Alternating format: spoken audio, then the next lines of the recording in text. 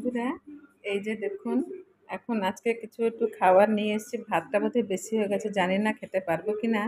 তো ভাতটা বোধহয় বেশি লাগছে আমাকে। তো এখানে আছে টক ডাল, এখানে আছে সয়াবিন আলু তরকারি, এখানে আছে আচার, শসা আর লেবু। তাহলে চলুন। এখন সময় বাজে